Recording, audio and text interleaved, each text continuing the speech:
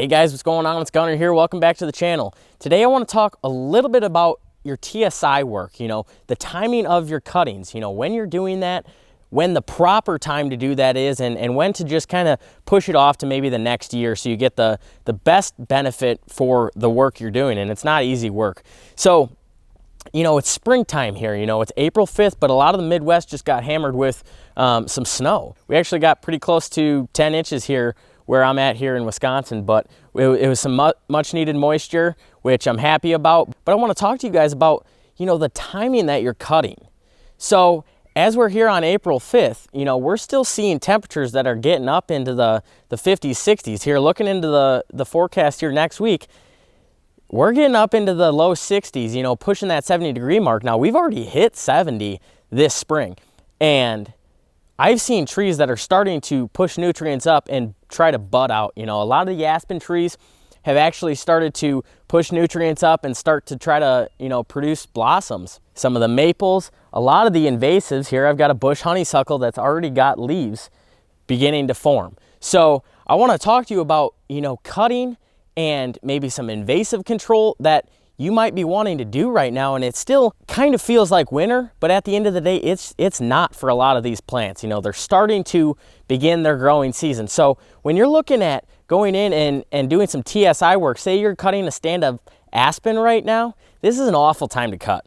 You've already got those trees pushing a lot of nutrients to form buds up high in that tree, and aspen are a root suckering tree, so they're growing regeneration through the root system. So when you go ahead and you cut off that tree after it's already pushed most of the nutrients that it has within that root system up to produce new leaves, you're losing all of those nutrients at the ground that are gonna produce your regeneration that you're trying to achieve. Guys, it's Gunnar. Look, a lot of you guys have been talking to me, telling me how you need help. Well, I want to talk to you today about Whitetail coaching.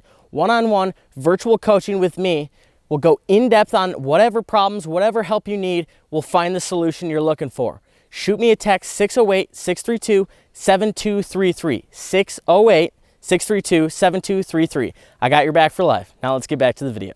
So that's why cutting these trees during dormancy, during those cold winter months when there is no nutrients flowing upwards, so that when they do begin to regenerate, all of those nutrients are still within the root system and producing those sucker roots that we want to create that high density regeneration rate that has all of the browse features and the cover features that we're looking for when we're going in there and we're doing this TSI work. Now, another tree that root suckers is a black locust. Now, that doesn't have near the benefit for wildlife that aspen tree would, or an aspen stand, but I like black locust because we burn firewood here at my house. So we have a stand of black locust that we always cut for firewood, and we're doing that on a rotational basis when those trees reach semi-maturity at that 6-8 inch diameter range, so we can handle the wood and utilize it for our outdoor wood burner. That's why those stands of aspen, black locust, that's why autumn olive can take over an area so bad, or alders, because they all root sucker and they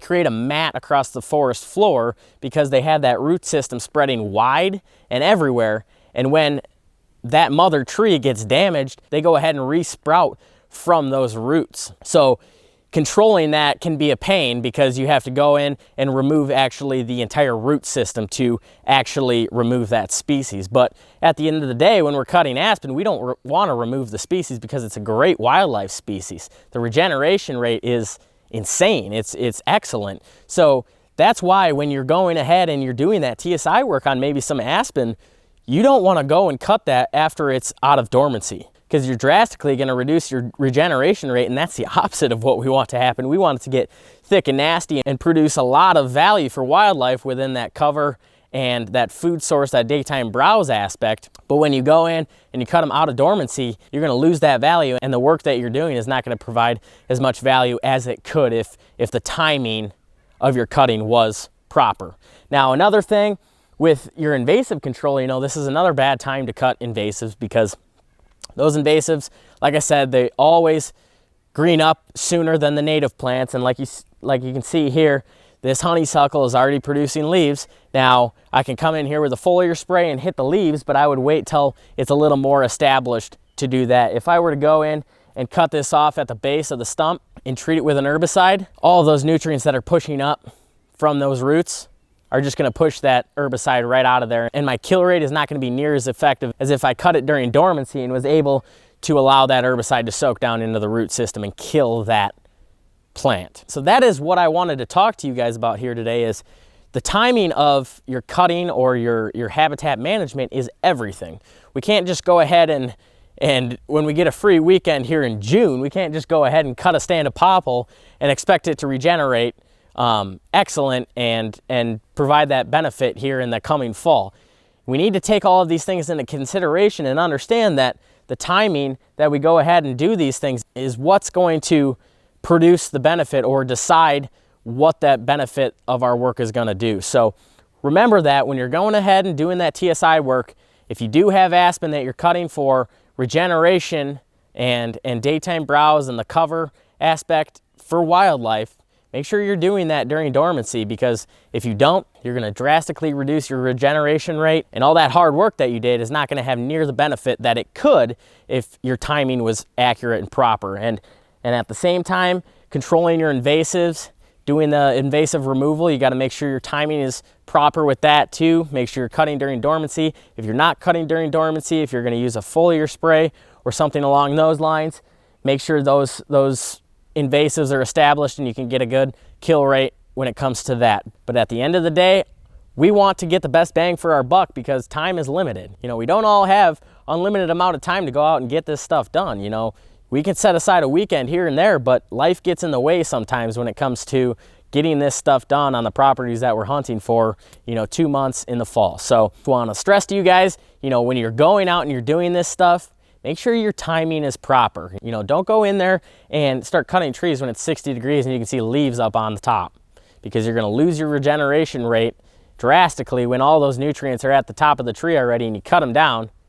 Now that tree has to break down and rot away and then leach all of those nutrients back down into the soil before those nutrients can actually be beneficial to the landscape again. So remember that. Make sure you're cutting those aspen trees during dormancy, or those wildlife trees, to make sure that you get the best regeneration rate you possibly can. And like I said, those aspen, they root sucker. So if you cut them at the proper time, you can get an absolutely amazing benefit for wildlife. You can get a very thick stand.